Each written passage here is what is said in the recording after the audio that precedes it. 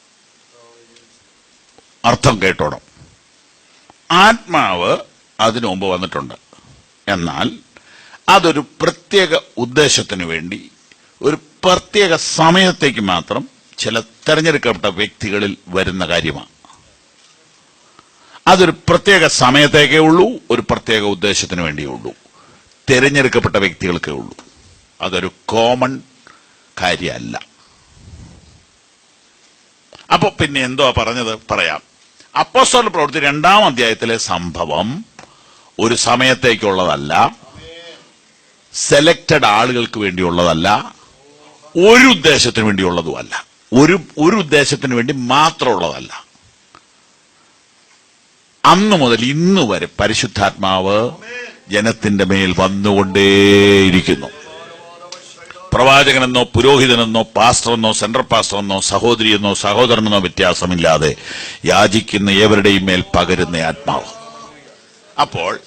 അപ്പോൾ യോഹന്നാൻ 7:37 ആ അനുഭവം ചിലരുടെ ഒന്ന് ശ്രദ്ധിച്ചോണേ. ഒന്നുകൂടെ വായിക്കുകയാണ്. യോഹന്നാൻ 7:37. ആ ആ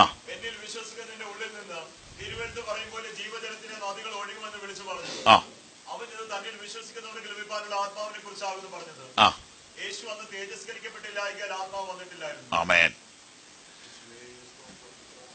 ദാഹിക്കുന്ന യാചിക്കുന്ന ഏതൊരാൾക്കും വേണ്ടുവോളം ലഭിക്കുകയും നിറഞ്ഞു കവിഞ്ഞ് പുറത്തേക്കൊഴുകുകയും ചെയ്യുന്ന പരിശുദ്ധാത്മാവിന്റെ അനുഭവം ക്രിസ്തുവിന്റെ ക്രൂശീകരണത്തിനും ഉയർത്തെഴുന്നേൽപ്പിനും സ്വർഗാരോഹണത്തിനും ശേഷം മാത്രമാണ് സംഭവിച്ചത്. അതിനു മുമ്പ് ചിലർക്ക് ലഭിച്ചത് പ്രാർത്ഥിച്ചിട്ട് കിട്ടിയതല്ല. അത് ദൈവം തെരഞ്ഞെടുത്ത് അങ്ങ് കൊടുത്ത. എന്നാൽ ഇവിടെ പറഞ്ഞത് ദാഹിക്കുന്നവനെല്ലാം എന്റെ അടുക്കൽ വന്ന് കുടിക്കട്ടെ. ദാഹിക്കുക എന്ന് പറഞ്ഞാൽ പ്രാർത്ഥിക്കുക തന്നെയാണ്. ആവശ്യബോധത്തോടുകൂടെ ആഗ്രഹത്തോടുകൂടെ കർത്താവേ എന്നെ നിറയ്ക്കണമേ എന്ന് പറയുന്ന ഏതൊരാളെയും നിറയ്ക്കുന്ന, ആണെന്നോ പെണ്ണെന്നോ വ്യത്യാസമില്ലാതെ നിറയ്ക്കുന്ന, കുഞ്ഞുങ്ങളെയും പ്രായമുള്ളവരെയും നിറയ്ക്കുന്ന ആ ഒരു ആത്മനിറവിന്റെ അനുഭവം ക്രിസ്തുവിന്റെ കാൽവറിയാഗത്തിന് ശേഷമേ ഉള്ളൂ. കർത്താവിന്റെ കാൽവറി മരണത്തിലൂടെയാണ് ഇത് സാധിപ്പിച്ചത്.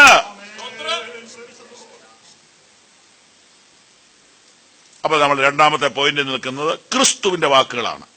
അതിന് ഒരു വാക്യം കൂടെ കാണിക്കാം. 7 യോഹന്നാൻ 16:7. ഞാൻ നിങ്ങളോട് സത്യം പറയുന്നു. ഒന്ന് കേട്ടെ. യേശു കർത്താവ് പോകുന്നത് ശിഷ്യന്മാർക്ക് പ്രയോജനമാണ് എന്ന് പറഞ്ഞാൽ, അമേരിക്കയ്ക്ക് പോകുന്ന അമ്മ മോളോട് പറയുന്ന പോലെയാ, പോകുമ്പോ കരയരുത്, അമ്മ പോയാൽ നിങ്ങളെ എല്ലാം നാളെ കൊണ്ടുപോയിക്കോളാം എന്ന് പറയുന്ന പോലെയാ. പക്ഷെ അമേരിക്കയ്ക്ക് പോകുന്ന ആൾ മരിക്കുകയല്ലല്ലോ. പക്ഷെ യേശു പറഞ്ഞത് എന്തിന്റെ കാര്യാ? മരണത്തിന്റെ കാര്യാ. ഞാൻ പോകുന്നത് നിങ്ങൾക്ക് സ്വതന്ത്രം. ലോകത്തിൽ ആരെങ്കിലും മരിക്കുന്നത് പ്രയോജനമുണ്ടോ? യേശുവിന്റെ മരണം പ്രയോജനമുള്ളതാ. ഞാൻ പോകുന്നത് നിങ്ങൾക്ക് പ്രയോജനം. ഇനിയുള്ളതാ ശ്രദ്ധിക്കേണ്ടത്. അതിന്റെ ഒരു അർത്ഥം ഒന്ന് ചിന്തിച്ചേ. ഇന്ന് രാത്രി ഒന്ന് ചിന്തിച്ചു, വീട്ടിൽ ചെന്നിട്ട് ഒരു ഹോംവർക്ക് ചെയ്യേ. ഞാനൊന്ന് ക്ലിയർ ആക്കട്ടെ. ഇന്ന് നാം പഠിക്കുന്ന, ഇന്ന് നാം പ്രാപിക്കുന്ന, ഇന്ന് നാം കൊതിക്കുന്ന ഈ അഭിഷേകത്തിന്റെ അനുഭവം, ഈ ആത്മസ്നാനത്തിന്റെ അനുഭവം, ഈ ആത്മനിറവിന്റെ അനുഭവം ക്രിസ്തുവിന്റെ ക്രൂശ് മരണത്തോടുകൂടെ മാത്രമേ സംഭവിക്കുകയുള്ളൂ. ഞാൻ പോകാഞ്ഞാൽ എന്നുള്ളിടത്ത് ബ്രാക്കറ്റിലിട്ടോണം, ഞാൻ മരിക്കാഞ്ഞാൽ. ക്രിസ്തുവിന്റെ ക്രൂശ് മരണത്തോട് ചേർന്നാണത് സംഭവിക്കുന്നത്. ഞാൻ പോകാഞ്ഞാൽ കാര്യസ്ഥൻ നിങ്ങളുടെ അടുക്കൽ വരികയില്ല. അപ്പം നേരത്തെ പറഞ്ഞത് അതും കൂടെ കൂട്ടിച്ചേർക്കണം. ക്രിസ്തു അന്ന് വരെ തേജസ്കരിക്കപ്പെട്ടിട്ടില്ലായാൽ ആത്മാവ് വന്നിട്ടില്ലായിരുന്നു. ആത്മാവ് വരണമെങ്കിൽ ക്രിസ്തു മരിക്കണം, ഉയർക്കണം, തേജസ്കരിക്കപ്പെടണം. ചുരുക്കി അങ്ങ് പറയട്ടെ, ക്രിസ്തുവിന്റെ മരണത്താൽ വിലയ്ക്ക് വാങ്ങപ്പെട്ട മണവാട്ടി സഭയെ ഈ മരുഭൂമിയിൽ നടത്താൻ വേണ്ടിയാണ് ഹോളി സ്പിരിറ്റ് വരുന്നത്. ക്രിസ്തുവിന്റെ മരണത്താൽ വിശുദ്ധീകരിക്കപ്പെട്ട ദൈവസഭയെ ഈ പോരാട്ടത്തിന്റെ നടുവിൽ, ഈ പ്രതികൂലത്തിന്റെ നടുവിൽ, ഈ പ്രലോഭനങ്ങളുടെ നടുവിൽ വിശുദ്ധിയിൽ നിർത്താനാണ് പരിശുദ്ധാത്മാവിനെ അയച്ചത്.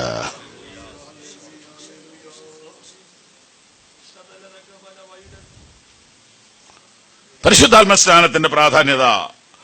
രണ്ടാമത്തെ കുറിപ്പ് യേശുവിന്റെ വാക്കുകൾ എന്ന് നാം എഴുതി. ഓക്കെ, മൂന്നാമത്തെ കുറിപ്പ് കർത്താവിന്റെ ശിഷ്യന്മാരുടെ കാത്തിരിപ്പ്.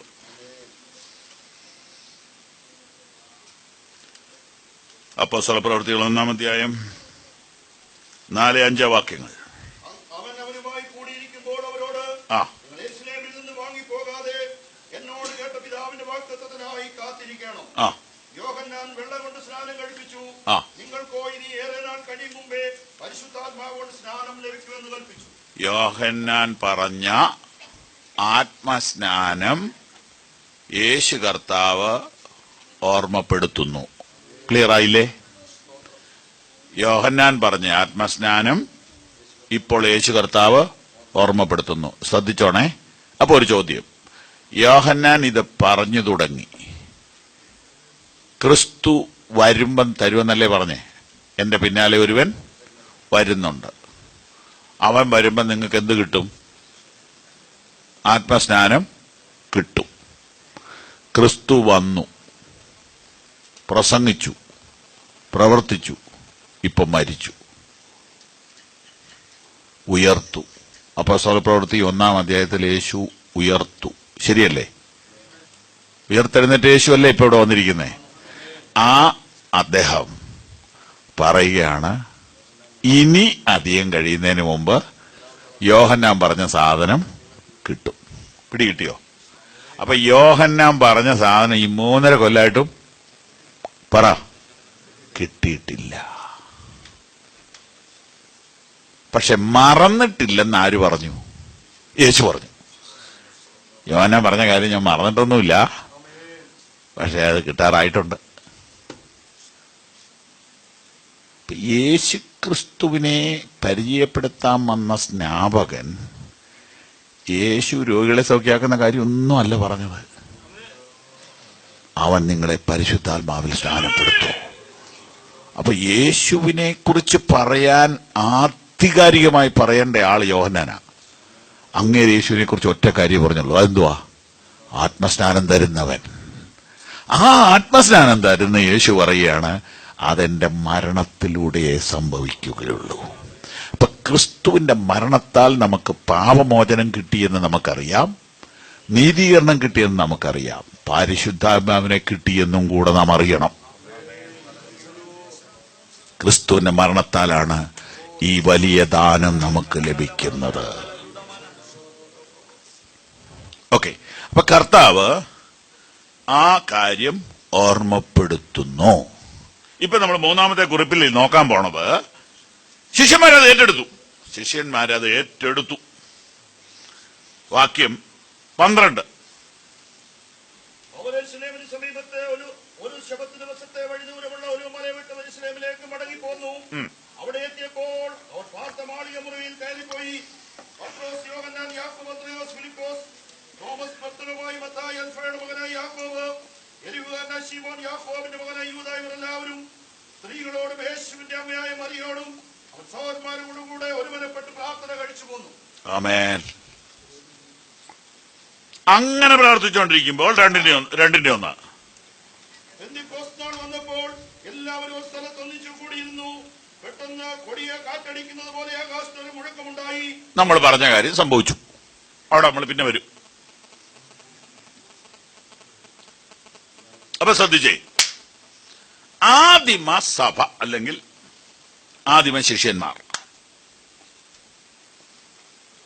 സ്നാപകൻ പറഞ്ഞതും യേശു പറഞ്ഞതും അവരേറ്റെടുത്തിട്ട് എന്ത് ചെയ്തു?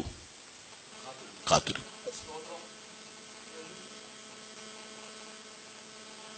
അതിൽ നിന്ന് ഈ അനുഭവത്തിന്റെ ഇമ്പോർട്ടൻസ് കുറെ കൂടെ വ്യക്തമാകുന്നു. ആദിമസഭയ്ക്ക് ഇത് അത്യാവശ്യമായിരുന്നു. അവരതിനു വേണ്ടി കാത്തിരുന്നത് മറ്റെല്ലാ പ്രോഗ്രാമും ക്യാൻസൽ ചെയ്തേച്ചാ. ഈ ഒരു അനുഗ്രഹത്തിന് വേണ്ടി എന്തെങ്കിലും ഒന്ന് ക്യാൻസൽ ചെയ്യാവോ? ഈ ഒരു അനുഗ്രഹത്തിന് വേണ്ടി എന്തെങ്കിലും ഒരു വില കൊടുക്കാവോ? അവരെല്ലാ പ്രോഗ്രാമും ക്യാൻസൽ ചെയ്തു. ഇനി ഇത് കിട്ടിയിട്ടേ ബാക്കിയുള്ളൂ. സ്നാപകൻ പറഞ്ഞ ആ അനുഭവം ഇവർ 3.5 കൊല്ലം ഇത് കേട്ടോണ്ടിരിക്കുക. 120 പേരെ ഒറ്റയടിക്ക് പ്രാപിക്കാൻ കാര്യം എന്നാന്നറിയോ? 3.5 കൊല്ലത്തെ ബൈബിൾ ക്ലാസ് ഉണ്ടായിരുന്നോണ്ടാ. ഇന്നാരും പ്രാപിക്കാത്ത എന്നാന്നറിയോ? ഇതിനെക്കുറിച്ച് മിണ്ടുന്നില്ലല്ലോ. നിങ്ങളുടെ സഭയെ പരിശുദ്ധാത്മാവിനെ കുറിച്ച് പറയാറുണ്ടോ എന്ന് ചോദിച്ചപ്പോൾ ഒരു സഹോദരി പറഞ്ഞത് യോഗം തീരുമ്പം പറയുമെന്നാ പറഞ്ഞു. പിതാവായ ദൈവത്തിന്റെ സ്നേഹവും കർത്താവായ യേശുവിന്റെ കൃപയും പരിശുദ്ധാത്മാവിന്, ഈ ഒരൊറ്റ കാര്യമുള്ളൂ പരിശുദ്ധാത്മാവിനെ കുറിച്ച്.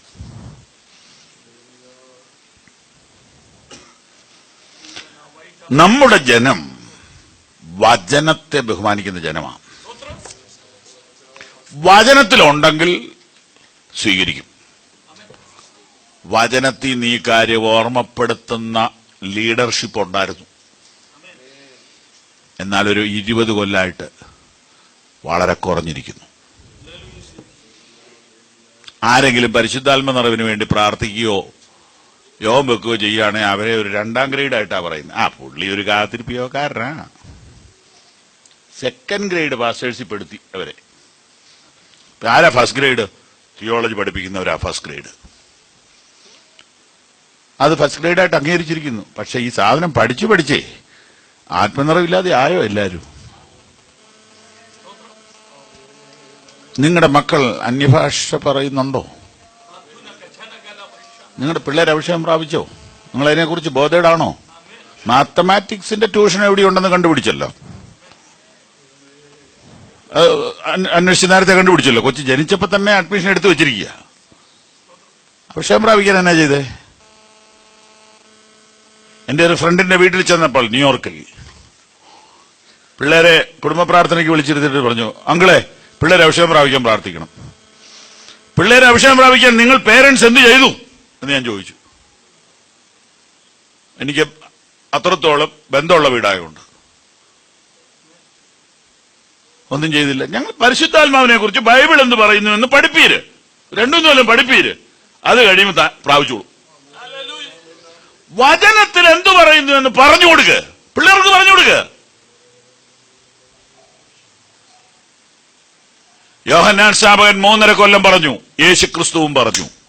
120 പേര് പ്രിപ്പയറായി. ദാഹിക്കുന്നവനെല്ലാം. അപ്പൊ ഒരു ചോദ്യം, ദാഹം എങ്ങനെയാ ഉണ്ടാകുന്നത്? ഒരു സാധനത്തെ കുറിച്ച് 10 പ്രാവശ്യം പറഞ്ഞാൽ കണ്ടു നിൽക്കുന്നവർക്ക് ദാഹം ഉണ്ടാവും. ഈ സാധനെ സൂപ്പറാട്ടോ, കുടിക്കണം തോന്നിയില്ലേ പിള്ളേരെ? അതിന്റെ പണി. ലോകത്തിൽ എവിടെ ചെന്നാലും കൊക്കക്കോള എന്നാന്ന് പറഞ്ഞാൽ അറിയാം. എന്നാ കാര്യം? സച്ചിൻ തെണ്ടുൽക്കറല്ലേ പരസ്യമായിട്ട് പിടിച്ചോണ്ട് നിൽക്കുന്നത്. യേശുക്രിസ്തു ആരാന്ന് പറഞ്ഞാൽ അറിയത്തില്ല ബീഹാറുകാർക്ക്, പക്ഷെ കൊക്കക്കോള എന്ന് പറഞ്ഞാൽ അന്നേരം അറിയാം.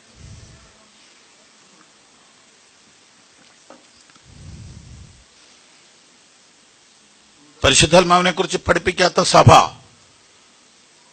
പരിശുദ്ധാത്മാവിനെ ദുഃഖിപ്പിക്കുകയാണ്. അഭിഷേകത്തെക്കുറിച്ച് പറഞ്ഞുകൊണ്ടിരുന്ന ഗുണമുണ്ട്, എനിക്കത് ബോധ്യപ്പെട്ടു. ഞാനിപ്പോൾ അത് കണ്ടുകൊണ്ടിരിക്കുക, രാജ്യങ്ങൾ തോറും കണ്ടുകൊണ്ടിരിക്കുക. ആളുകളുടെ ഇടയിൽ വലിയ ദാഹം വന്നിരിക്കുക. ഒരു ഉണർവിന്റെ കാറ്റടിച്ചു തുടങ്ങി. ഞാൻ വലിയ മുഴക്കം കേൾക്കുന്നുണ്ട്. ഇത് റെക്കോർഡ് ചെയ്യുന്നുണ്ട്. ഇത് അനേകരെ അഭിഷേകത്തിലോട്ട് നടത്തും. ഇത് അനേകരുടെ കണ്ണ് തുറപ്പിക്കും. ഇത് അനേകരുടെ കെട്ടഴിക്കും. അനേക മുൻവിധികളെ മാറ്റും. അനേക ഭയങ്ങളെ മാറ്റും. അനേക സംശയങ്ങളെ മാറ്റും. സംശയങ്ങളെ മാറ്റും. സംശയം കൊണ്ടുവരുന്നത് പിശാച. പരിശുദ്ധാത്മാവ് ബോധ്യം തരുന്നയാളാ. ബോധ്യം. പിശാച് സംശയം കൊണ്ടുവരും, പരിശുദ്ധാത്മാവ് ബോധ്യം കൊണ്ടുവരും. പരിശുദ്ധാത്മാവിനെ പ്രാപിക്കുവീൻ. ആദിമ ശിഷ്യന്മാർ എല്ലാം ക്യാൻസൽ ചെയ്തിട്ട് കാത്തിരുന്നു. ഇനി കാത്തിരുന്ന കൂട്ടത്തിൽ ആരൊക്കെ ഉണ്ടെന്ന് നോക്കി. 13-ാം വാക്യത്തിൽ പത്രോസ് ഉണ്ട്, യോഹന്നാനുണ്ട്. ഇവരാണ് ഫസ്റ്റ് ഗ്രേഡ് ആൾക്കാർ. ഇന്നത്തെ ഭാഷ പറഞ്ഞ സൂപ്രണ്ടെന്നോ സീനിയർ മോശം എന്നൊക്കെ വിളിക്കാവുന്നവരല്ല ഇപ്പൊ എന്ത് ചെയ്യുക? പ്രാർത്ഥിക്കാൻ കുത്തിയിരിക്കുക. പദവികൾ മറന്ന് മറ്റെല്ലാ പരിപാടിയും ക്യാൻസൽ ചെയ്തിട്ട് അവർ അതിനുവേണ്ടി ഇരിക്കുന്ന ഇരിപ്പ് കണ്ടാൽ ഇമ്പോർട്ടൻസ് മനസ്സിലാകും. ഓക്കെ, 4-ാമത്തെ കുറിപ്പ്. ഇപ്പോൾ എഴുതിയത്, നിങ്ങൾ എഴുതിയത് തെറ്റിയെങ്കിൽ ചുവ എഴുതിക്കണം. കർത്താവിന്റെ ശിഷ്യന്മാരുടെ കാത്തിരിപ്പ് എന്നെഴുതണം. ആദിമസഭയുടെ എന്നല്ല. 4-ാമത്തേത് ആദിമസഭയുടെ. സഭ പിന്നെ രൂപം കൊണ്ടത് 2:1 തൊട്ടാണ് ചർച്ച് എന്ന നിലയിലേക്ക് കാര്യങ്ങൾ വരുന്നത്. മറ്റേ ഒരു സംഘമായിരുന്നു. ആദിമസഭയുടെ മുൻഗണന ആണ് നമ്മുടെ 4-ാമത്തെ കുറിപ്പ്. ഇമ്പോർട്ടൻസ്. ആദിമസഭയുടെ മുൻഗണന. അപ്പോസ്തല പ്രവൃത്തി 8:14.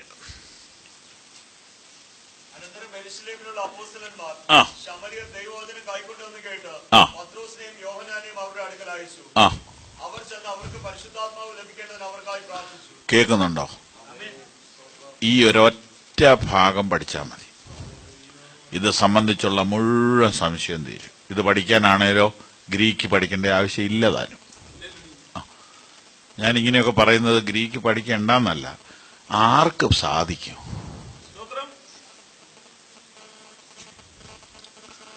വളരെ കുറച്ച് പേർക്കല്ലേ ഇതൊക്കെ സാധിക്കുന്നുള്ളൂ. സാധാരണക്കാരനെ കുഴയ്ക്കരുത്. ഈ ഭാഗം ഒന്ന് വായിച്ചു നോക്കി. വായിച്ചതിന് ഇപ്പൊ കേട്ടല്ലോ, ഞാനൊന്ന് പറഞ്ഞോട്ടെ. ശമരിയായിൽ കുറച്ചു പേര് വിശ്വാസി വന്നു. എങ്ങനെയാ വിശ്വാസി വരാൻ കാര്യം? 4 മുതൽ വായിച്ച് 8. അവിടെ നിർത്തിക്കോ, പഠിച്ചിട്ട് പോവാം. ചിതറിപ്പോകാൻ എന്നാ കാര്യം? ഉപദ്രവമുണ്ടായി. 8:1. അന്ന് യെരുശലേമിലെ സഭയ്ക്ക് ഉപദ്രവം നേരിട്ടു. അപ്പോസ്തലന്മാരൊഴികെ എല്ലാവരും ചിതറിപ്പോയി. അപ്പൊ അപ്പോസ്തലന്മാര് പോയിട്ടില്ല. ക്ലിയർ അല്ലേ? അപ്പോസ്തലന്മാര് പോയിട്ടില്ല. അപ്പൊ പിന്നെ പോയതാരാ? സാധാരണക്കാര്. ആ സാധാരണക്കാരിൽ ഒരുത്തൻ 4:5.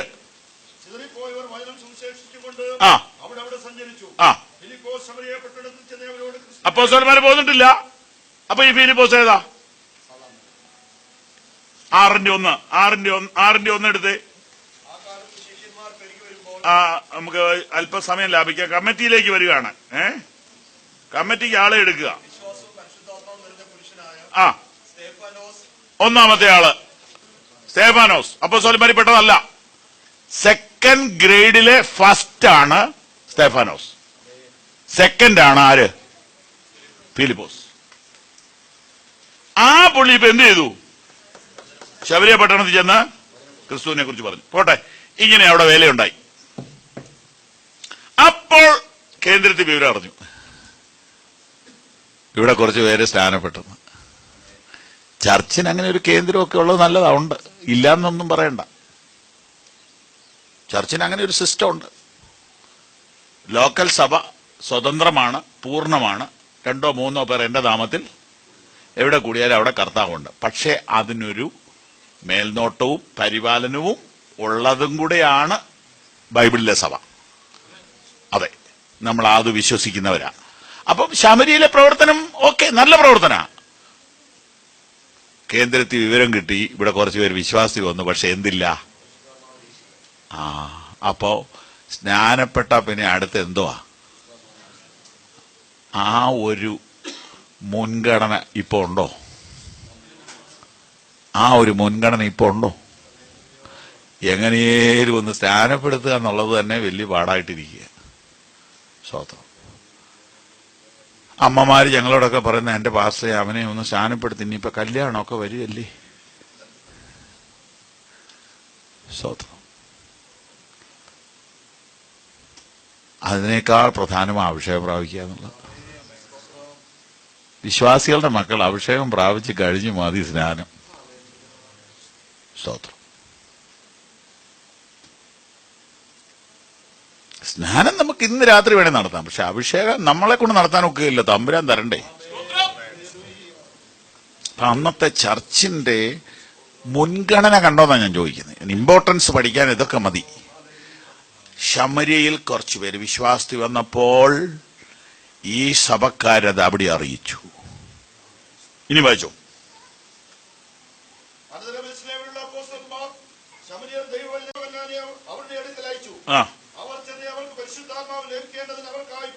പ്രാർത്ഥിച്ചു.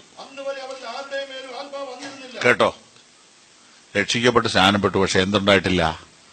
നമ്മൾ ഈ പറയുന്ന അഭിഷേകം അല്ലെങ്കിൽ ആത്മസ്നാനം, ആത്മനിറവ് ലഭിച്ചിട്ടില്ല. അപ്പൊ അപ്പോസ്തല പ്രവൃത്തി 2 ഒരു ഒറ്റ സംഭവമേ ഉള്ളൂ എന്ന് ചിലർ വാദിക്കുന്നു. അത് വചനവിരുദ്ധമായ ഉപദേശമാണ്. അപ്പോസ്തല പ്രവൃത്തി 2-ാം അധ്യായത്തിലെ സംഭവം കഴിഞ്ഞ് 8-ാം അധ്യായത്തിൽ പരിശുദ്ധാത്മാവ് പ്രാപിക്കാൻ വേണ്ടി ഒരു പ്രാർത്ഥന കാണുന്നു. ശരിയാണോ? കാണുന്നു. അങ്ങനെയാണെങ്കിൽ 2000 കൊല്ലം കഴിഞ്ഞ് ഇന്ന് കുവൈറ്റിൽ പരിശുദ്ധാത്മാവിനെ പ്രാപിക്കാൻ വേണ്ടി ഒരു പ്രാർത്ഥന നടത്തിയാൽ അത് വചനപ്രകാരമുള്ളതാണ്. ഇനി പ്രാർത്ഥിച്ച വിധം നോക്കി.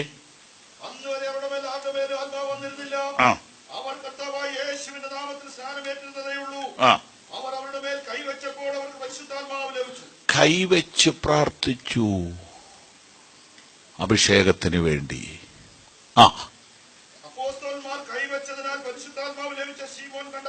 ഇനി അടുത്ത ചോദ്യം. മതി മതി, ഇന്നത്തെ ക്ലാസിന്റെ ഒടുവിലേക്ക് എത്തുകയാണേ. ശ്രദ്ധിക്കുന്നുണ്ടോ?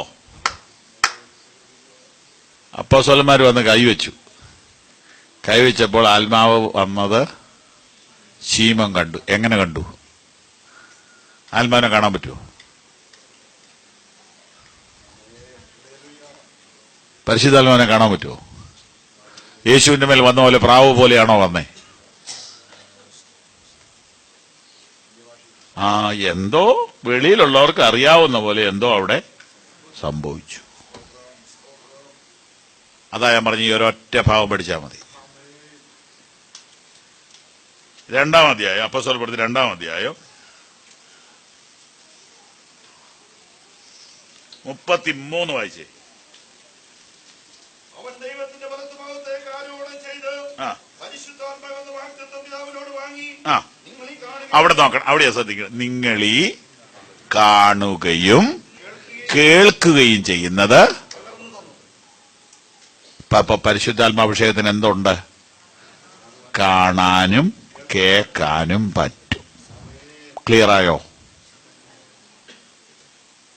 രക്ഷിക്കപ്പെട്ടപ്പോ ആത്മാവ് വന്നു പാസ്റ്ററേ, അത് ശരിയാ, പക്ഷെ അത് കാണാൻ പറ്റില്ലല്ലോ. ഒരാൾ അഭിഷേകം പ്രാപിച്ചു എന്ന് മറ്റൊരാൾക്കും കൂടെ ബോധ്യപ്പെടുന്ന ഒരു അനുഭവത്തെയാണ് ആത്മസ്നാനമെന്ന് വിളിക്കുന്നത്. അതുകൊണ്ട് ഒരാളോട് ആത്മസ്നാനം പ്രാപിച്ചതാണോ എന്ന് ചോദിക്കാം, പ്രാപിക്കാൻ വേണ്ടി പ്രാർത്ഥിക്കാം. ഇത് വിശ്വസിക്കുന്ന സഭയാണ് പെന്തക്കോസ്ത് സഭ. എന്നാൽ മറ്റു പല സഭകൾ അങ്ങനെയല്ല. രക്ഷിക്കപ്പെട്ട എല്ലാവരിലും പരിശുദ്ധാത്മാവ് ഉണ്ട് എന്ന ഒരു മൊത്തക്കച്ചവടത്തിൽ ഹോൾസെയിൽ ബിസിനസ് പോലെ പറഞ്ഞു വിടത്തേ ഉള്ളൂ. ഓരോ വ്യക്തിയും ആത്മസ്നാനം പ്രാപിക്കണം. ഇനി ആരാ കണ്ടത്? ശീമോൻ. ഈ പുള്ളി ആരാ?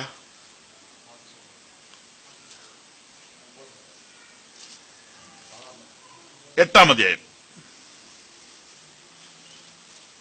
9 മുതൽ വായിച്ചു.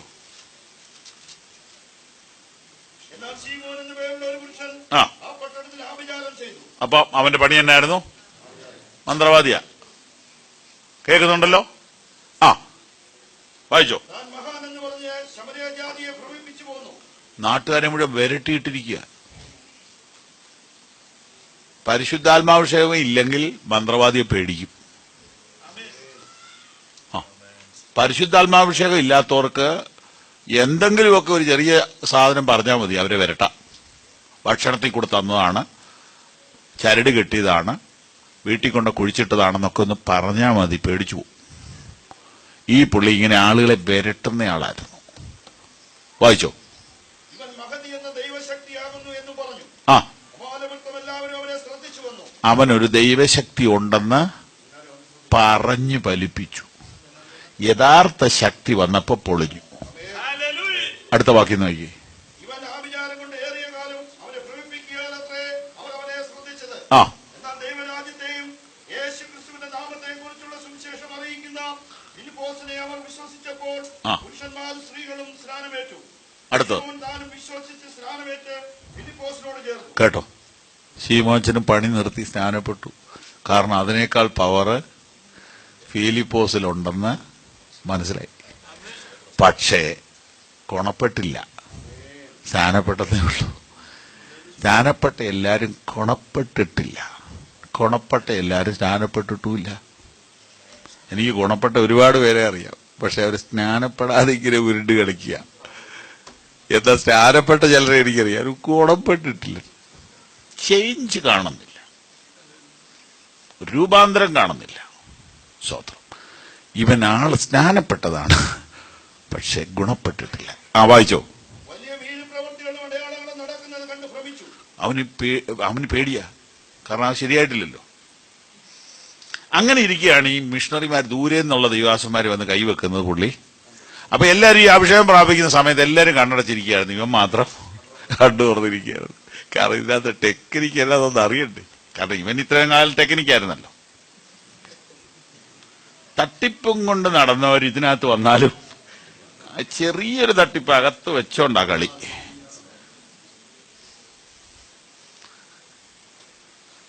സ്വതന്ത്രം. അപ്പൊ പുള്ളി ഇത്രയും കാലം മാജിക്കാണ്, മന്ത്രമാണെന്നൊക്കെ പറഞ്ഞ് വെറും തട്ടിപ്പാളുകളെ പേടിപ്പിക്കുക. അതുപോലെ പത്രോസിന്റെ കയ്യിൽ ഏതോ ഒരു പരിപാടി ഉണ്ടെന്ന് തോന്നിയിട്ട് ആളുകൾ അഭിഷേകം പ്രാപിക്കുന്നത് കണ്ടു. എന്ന് പറഞ്ഞാൽ ഇവന്റെ മന്ത്രം കൊണ്ട് നടക്കാത്തത് പത്രോസിന്റെ കൈവെപ്പിലൂടെ ഇവൻ കണ്ടെന്ന് പറഞ്ഞ് നിങ്ങൾ ചിന്തിക്കുന്നുണ്ടോ? ഞങ്ങൾക്ക് ചിന്തിക്കാതെ പറ്റിയില്ല, കാരണം ഞങ്ങൾ ഫുൾ ടൈം വേദോസം ധ്യാനിക്കുകയല്ലേ. അപ്പോസ്തലന്മാർ കൈവച്ചതിനാൽ പരിശുദ്ധാത്മാവ് വന്നത് ശീമോൻ കണ്ടു. എന്തുവാ കണ്ടത്? വെറും അന്യഭാഷ മാത്രമാണോ? ഞാൻ ഈ കഴിഞ്ഞ ദിവസം കണ്ടത് പറയട്ടെ. ഈ ഒരു വക പറഞ്ഞാൽ കേൾക്കില്ലാത്ത ഞങ്ങളുടെ സഭയിലെ കുറച്ച് പിള്ളേര്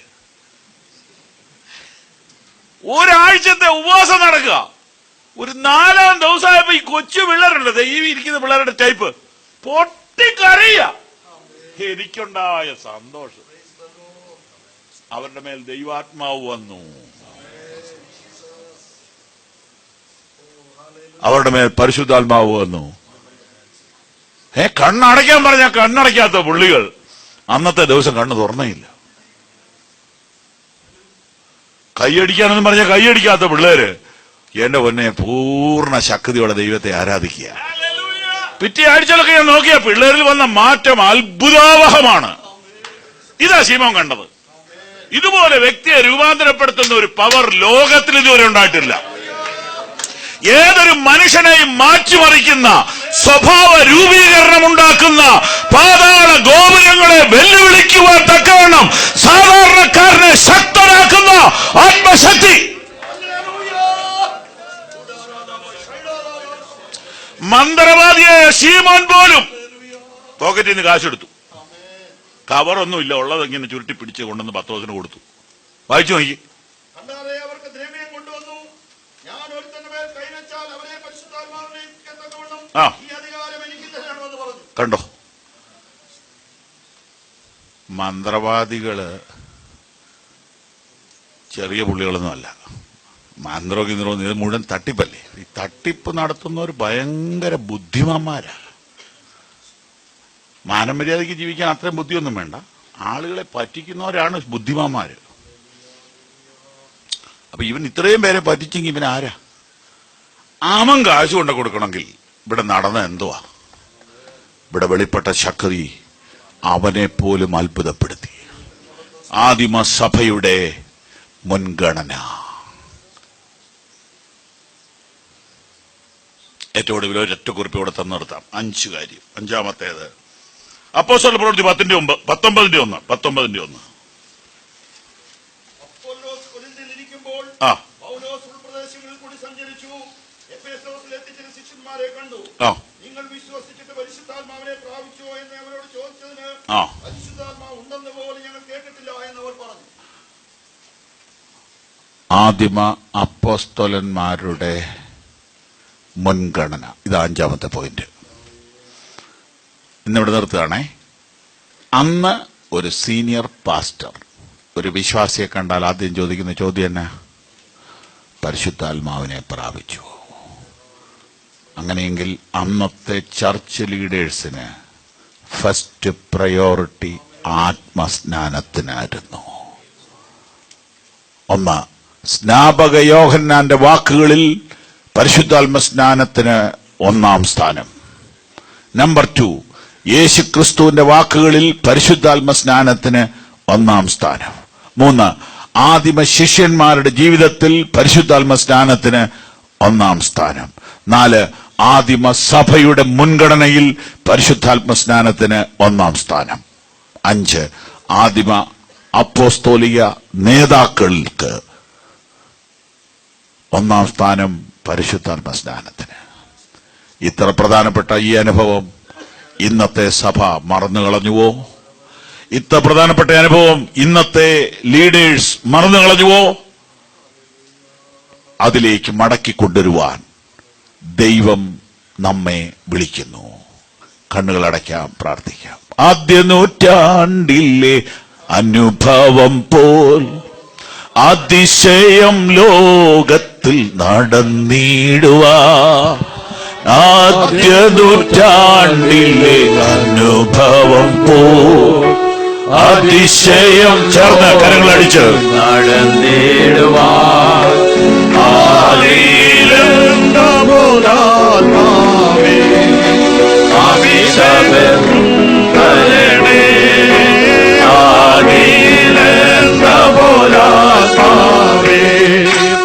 അമിതബലം തരണേ പരിശുദ്ധാത്മാവേ, ശക്തി പകർന്നിടണേ പരിശുദ്ധാത്മാവേ, ശക്തി പകർന്നിടണേ. ഓ അവിടുത്തെ ബലം ഞങ്ങൾക്ക് ആവശ്യമെന്ന് കർത്താവേ നീ അറിയുന്നു. അവിടുത്തെ ബലം ഞങ്ങൾക്ക് ആവശ്യമേ